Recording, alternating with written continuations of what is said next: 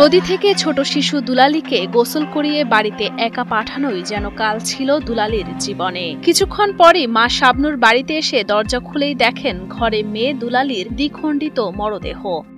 2 বছরের ছোট্ট শিশুটিকে তার চাচি কামনা বটির কোপে হত্যা করেছে বলে অভিযোগ করেন মা শাবনুর বেগম। আদরের একমাত্র কন্যা সন্তানের হত্যাকারীর বিচার দাবিও করেন তিনি। দুয়ারও জিয়াদি আমার মেয়ে এরকম পা দিয়ে এখান থেকে একটা বডি আছে, এই কাল্লাটা আরেকখানে বডি আছে, একটা বডি আছে, ওই বডিটা মাঝত পড়ি আছে, রক্ত দিয়ে ওখানে জমা। আমার মেয়ে চোখ দুটো এরকম মেলা, মানে আমার মেয়ে চিল্লে করছে, মুখ চাতলা দিছে, আমি বাড়ির থাকিও শুনি নাই। এখন আমি আমার নিজের চোখে আমি দেখতে চাই, ওই মেয়ে আপনারা ফাঁসি দিয়ে মারবেন, আমি নিজের চোখে দেখবো। শাস্তি না চাই।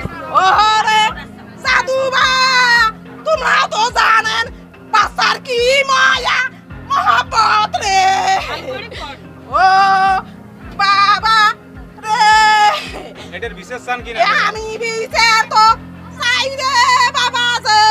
30 এপ্রিল মঙ্গলবার দুপুরে নির্মম হত্যাকাণ্ডের ঘটনাটি ঘটেছে কুড়িগ্রাম সদরের পাঁচগাছি ইউনিয়নের মাস্টারপাড়া এলাকায়। নিহত দুলালী ওই গ্রামের দুলাল শাবনুর দম্পতির একমাত্র সন্তান। ছোট্ট শিশু দুলালীর এমন নৃশংস মৃত্যুতে বাড়ি জুড়ে এখন শুধুই স্বজনদের কান্নার আহাজারি। নিহত দুলালীর মা শাবনুর জানান, তার মেয়ে দুলালীকে নদীতে গোসল করিয়ে বাড়িতে পাঠিয়ে দেন তিনি। পরে বাড়িতে এসে মেয়ের কোনো সাড়া শব্দ না পেয়ে খোঁজাখুঁজির এক পর্যায়ে দেখেন ঘরের দরজা আটকানো। পরে ঘরের দরজা খুলে তিনি দেখতে পান মেয়ের রক্তমাখা দ্বিখণ্ডিত মরদেহ। এখন আপনারা যদি না করেন তাহলে আমার বিচার তো আমার করাই লাগবে। এখন আমার জীবন আমি শেষ করে দেব। আমার মেয়ের মৃত্যু আমি নিজের চোখে দেখছি, এই জীবন আমার থোয়াছেতে না থোয়া গেল। এখন আপনারা কি বলবেন তাই আমাকে বলেন। স্থানীয়দের ভাষ্যমতে দুলালীর মায়ের চিৎকারে তাদের বাড়িতে গিয়ে ঘরের ভেতর দুলালীর দেহ থেকে মাথা বিচ্ছিন্ন মরদেহ দেখতে পান এবং মরদেহের পাশে একটি রক্তমাখা বটিও দেখতে পান। পরে পুলিশে খবর দেন তারা। ওখান থেকে আমরা মনে করছি বাড়িতে মনে আগুন ধরছে নাকি, এজন্য আসছি। তো ভাই স্পটে আসার পরে দেখি যে বাচ্চা মারা গেছে, ওর ধর একদিকে শরীর একদিকে। বিচার যাবো না, বিচার করা লাগবে ভালো বিচার। এই যেমন মারছে ওকে অমন মারা লাগবে। ওরে জাদু বাবার ঘর তোমাক মই কি কংলে, ও আল্লাহ রে মোর ভাস্তি আনিয়ে দিও, ভালো করি মুই ছবি তুলাইয়া দেবেন রে।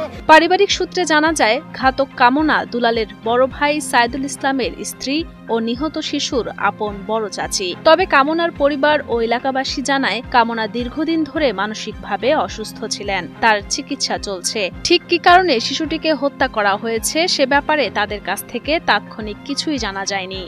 ওই মহিলাও ফির আবার কিন্তু ভাই মানসিক ভারসাম্যহীন অনেকদিন থেকে রংপুরের ডাক্তার দেখায়। কারণ এটা তো একটা স্বাভাবিক মস্তিষ্কের লোকও না করতেও পারে।